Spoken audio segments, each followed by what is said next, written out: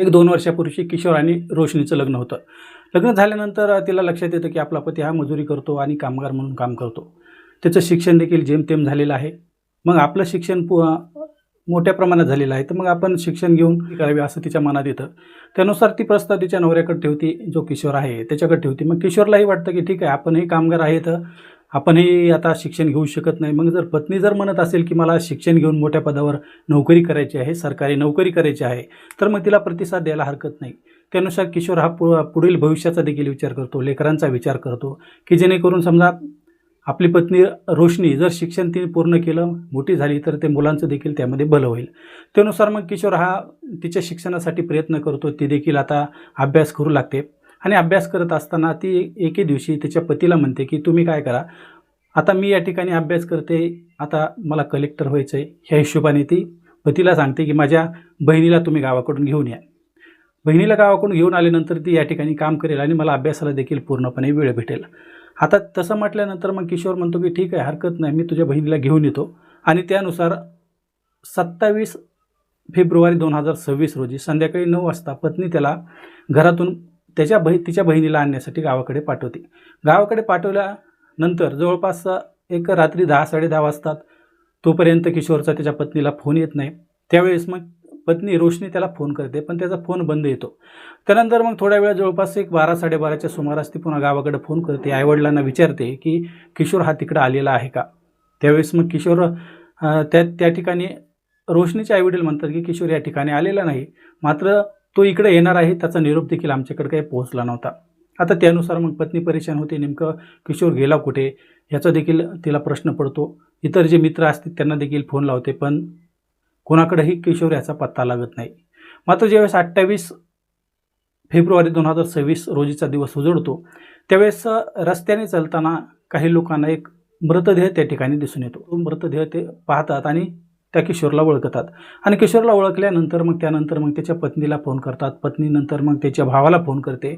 भाऊ पत्नी हे दोघंही त्या घटनास्थळी येतात आणि घटनास्थळी आल्यानंतर त्या ठिकाणचे जे दृश्य असतं ते अतिशय भयंकर स्वरूपाचं असतं. कारण किशोर हा त्या ठिकाणी ज्या अवस्थेत सापडलेला असतो, त्यावेळेस असं वाटतं की त्याला कोणत्या तरी मोठ्या वाहनानं उडवलं आहे आणि त्या ठिकाणी त्याचा मृत्यू झालेला आहे. आता त्यानुसार मग पोलीस प्रशासनाला देखील बोलवण्यात येतं. पोलीस प्रशासन देखील त्या ठिकाणी येतं आणि त्या ठिकाणी आल्यानंतर ते पंचनामा देखील करतं. पंचनामा केल्यानंतर किशोर याचा जो मृतदेह आहे तो PM साठी रुग्णालयात पाठविला जातो आणि रुग्णालयात पाठविल्यानंतर त्याच्या अंगावर जवळपास 20 ते 25 अशा जखमा होत्या की असं वाटत होते की वाहनाने त्याला पूर्णपणे चिरडलेलं आहे. परंतु ज्या पद्धतीनं त्याचा PM होतो, त्या PMमध्ये देखील असं काही स्पष्टपणे येत नाही. फक्त त्याच्या अंगावर किती खुणा आहे आणि किती मार लागला एवढंच लक्षात येतं. आता त्यानुसार हे प्रकरण मिटण्याच्या स्वरूपात असतं. पोलीस देखील त्यानुसार गुन्ह्याची नोंद करतात. अज्ञात वाहनाने धडक दिली आणि त्यामध्ये किशोर याचा मृत्यू झाला. परंतु 2 दिवसानंतर ज्यावेळेस मग किशोर याचा भाऊ भागवत नावाचा आहे, तो पोलीस स्टेशनला जातो आणि पोलीस स्टेशनला गेल्यानंतर त्या ठिकाणी सांगतो की सर, मला या ठिकाणी काहीतरी गौडबंगाल दिसते. कारण ज्यावेळेस किशोर हा घरातून निघाला होता, त्याच्याबरोबर त्याचा मोबाईल होता. आता ज्या ठिकाणी अपघात झाला, ज्या ठिकाणी त्याचा मृतदेह सापडला, त्या ठिकाणी त्याचा मोबाईल काही सापडलेला नाही. त्यानुसार मला यामध्ये काहीतरी काळंबेळं झालेलं दिसतंय. हा घातपात असल्याचा संशय देखील त्या किशोर याच्या भावाने पोलिसासमोर व्यक्त केला. आता पोलिसांनी देखील असा उलट प्रश्न त्यांना विचारला की तुम्हाला जर काही संशय असेल तर तुम्ही तक्रार नोंदवू शकता, आपण या प्रकरणाची सखोल चौकशी करू. त्यानुसार मग किशोर याचा भाऊ भागवत सारथी हा त्या ठिकाणी पोलीस स्टेशनमध्ये ती फिर्याद देतो आणि घातपाताचा गुन्हा देखील नोंद करण्यात येतो. मग त्यानुसार पोलीस देखील पुन्हा डबल त्या ज्या ठिकाणी किशोर याचा मृतदेह सापडला होता त्या ठिकाणी जातात आणि त्या ठिकाणी पाहणी करतात. आणि पाहणी करत असताना त्यांना त्या ठिकाणी एक गोष्ट लक्षात येते की ज्या ठिकाणी किशोरचा मृतदेह पडलेला होता, तो किशोरचा मृतदेह जवळपास ज्या ठिकाणी मृतदेह पडला होता त्या ठिकाणापासून एक अर्धा किलोमीटरच्या अंतरापासून तो फरफटत त्या रस्त्याच्या ठिकाणी आणलेलं दिसून आलं होतं. त्या ठिकाणी फरफटलेल्या खुणा देखील त्या ठिकाणी दिसत होत्या. आता फरफटलेल्या खुणा दिसल्यामुळं पोलिसांना देखील या प्रकरणी काहीतरी काळंबेळं झाल्याचा संशय येऊ लागला. मग त्यानुसार मग पोलिसांनी आता किशोर याचा जो मोबाईल नंबर होता त्या नंबरवर त्याचा CDR काढायचं ठरवलं. त्यानुसार त्यांनी CDR देखील काढला. CDR काढल्यानंतर त्यामध्ये असं कोणतंही वेगळ्या प्रकारचं त्यांना त्यामध्ये उत्तर मिळालं नाही. परंतु पोलीस देखील हैराण झाले की नेमकं हे प्रकरण काय त्यांच्याही लक्षात येत नव्हतं. दुसऱ्या बाजूने हे प्रकरण मिटलंय असं म्हणून किशोर याची पत्नी रोशनी ही तिच्या कामात गुंतलेली होती, तिच्या अभ्यासामध्ये गुंतलेली होती. आता इकडं फक्त या प्रकरणाकडे लक्ष ठेवून होता तो ते सारथी, म्हणजे किशोर याचा भाऊ भागवत सारथी. आता त्यानुसार पोलिसांनी या प्रकरणाच्या खोलवर जायचा निर्णय घेतला.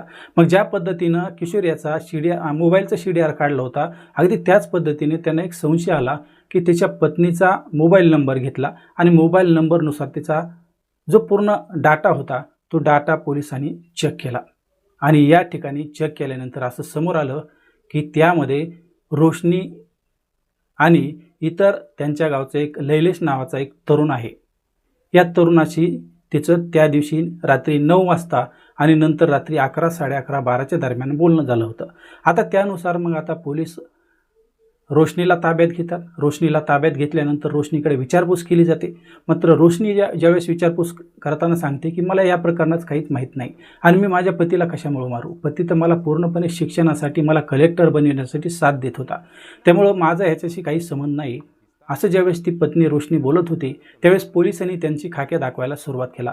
तिला सांगितलं की तू जर स्पष्टपणे जर सांगितलं नाही की या प्रकरणात काय झालं तर आम्ही तुला आणि तुझ्या जो कोणी आहे मित्र त्याला देखील आम्ही ताब्यात घेऊ. ज्यावेळेस पोलिसांनी खाक्या दाखविला, त्याच्याही लक्षात आलं की हे सगळं प्रकरण आता उघड झाले, त्यावेळेस रोशनी ही स्पष्टपणे त्या ठिकाणी पोलिसांना बोलू लागली. आणि त्या ठिकाणी बोलत असताना रोशनीने असं सांगितलं की तिचं लग्न झालं होतं 2 वर्षापूर्वी. 2 वर्षापूर्वी लग्न झाल्यानंतर ती किशोर याच्याबरोबर छत्तीसगडमधील रायपूर शहर आहे, शहराअंतर्गत खरोरा नावाचे एक गाव येते. त्या खरोरा नावाच्या गावामध्ये रोशनी ही शिक्षण सासरी आलेली होती आणि त्या ठिकाणी सासरी आल्यानंतर किशोरबरोबर त्याचं व्यवस्थित सुरू होतं. मात्र किशोरबरोबर सुरू असताना तिला लेकरंही झालं होतं. लेकरू झाल्यानंतर मग ज्यावेळेस तिच्या लक्षात आलं की किशोर हा अनपढ आहे, त्याला ज्ञान म्हणजे शिक्षणाच्या बाबतीत काही माहिती नाही, त्यावेळेस मग आपण शिक्षण घ्यावं असं तिने ठरवलं होतं आणि त्यानुसार तिच्या किशोर नावाच्या पतीने तिला साथ देखील दिली होती. मात्र ज्यावेळेस ही रोशनी ही गावाकडे गेली आणि गावाकडे गेल्यानंतर तिच्याच शेजारी राहणारा लैलेश मोरू नावाचा एक 25 वर्षाचा तरुण होता.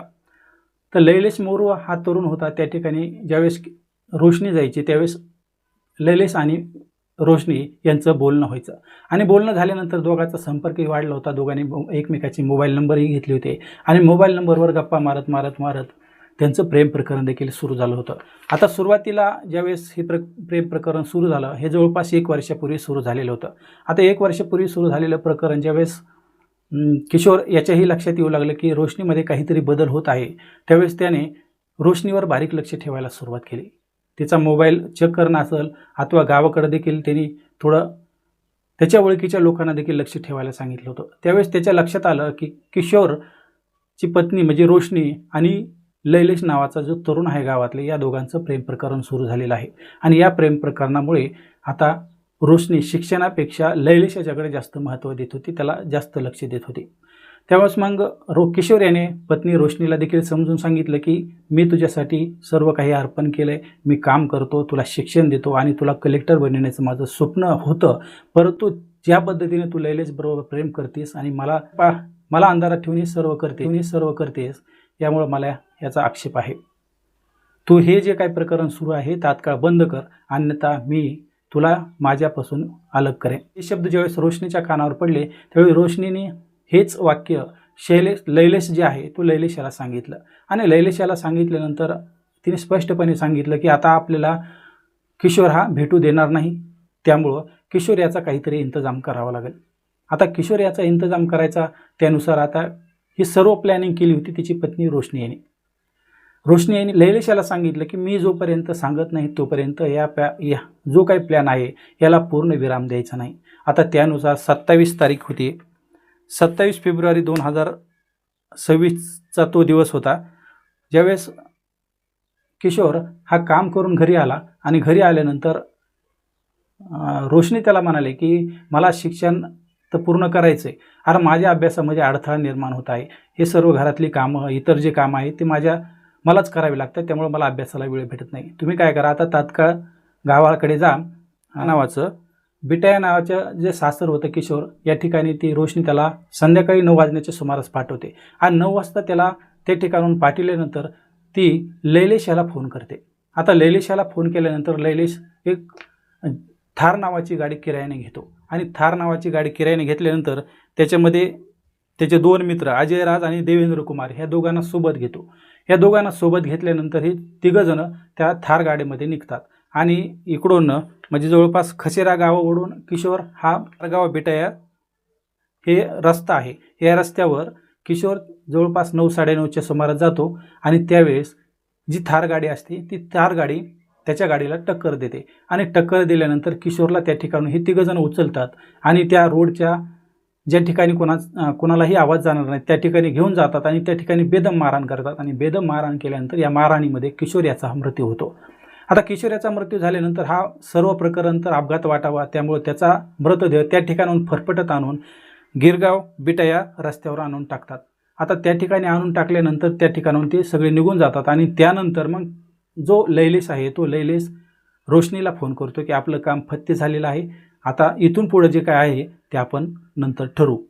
आता त्यानुसार मग दुसऱ्या दिवशी म्हणजे 28 फेब्रुवारीला ज्यावेळेस रस्त्याने लोक जात असतात त्या रस्त्याने लोक जात असताना त्यांना तो किशोर याचा मृतदेह दिसतो आणि मृतदेह दिसल्यानंतर ते तात्काळ त्यांच्या भावाला सांगतात, भावाला फोन करतात, त्याच्या पत्नीला फोन करतात. त्यानंतर हे मग सगळे त्या ठिकाणी येतात आणि त्या ठिकाणी आल्यानंतर ज्या पद्धतीनं भागवत सारथी जो की किशोर याचा भाऊ आहे त्याला त्या ठिकाणी थोडा संशय येतो आणि संशय आल्यानंतर हे प्रकरण ज्यावेळेस पोलीस स्टेशनमध्ये जातं आणि पोलीस स्टेशनमध्ये गेल्यानंतर पोलीस ज्या पद्धतीनं पत्नीचा CDR काढतात त्यावरून हे सर्व प्रकरण उघडकीस येतं.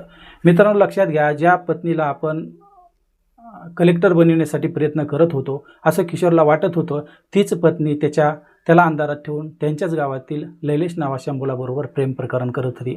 आता प्रेम प्रकरण 1 वर्षापासून सुरू होतं. मग आता 1 वर्षापासून सुरू होतं प्रकरण, त्यानंतर किशोर अडथळा करत होता आणि रोशनी आणि लैलेश यांना लग्न देखील करायचं होतं. त्यामुळं जर आता किशोर आपल्याला अडथळा करत असेल, तो भेटून देत नसेल तर काटा काढल्याशिवाय आपलं लग्न होणार नाही हे दोघांना देखील माहिती होतं. त्यानुसार त्यांनी ही सर्व प्लॅनिंग केली होती आणि प्लॅनिंगनुसार हे सर्व काही सक्सेस झालं होतं. मात्र किशोर याचा भाऊ भागवत सारथी याने या सर्व प्रकरणाचा काळं जे प्रकरण त्यांनी घडलं होतं ते सगळं काही पोलिसांसमोर मांडलं आणि या पोलिसांच्या चाणाक्ष नजरेतून त्याची पत्नी रोशनी आणि आरोपी लैलेश, अजय राज आणि त्याचा एक मित्र ह्या तिघांना देखील पोलिसांनी अटक केली, शोधून काढणार. त्यामुळं काळजी घ्या, सतर्क राहा. नंतर पुन्हा भेटूया, तोपर्यंत नमस्कार.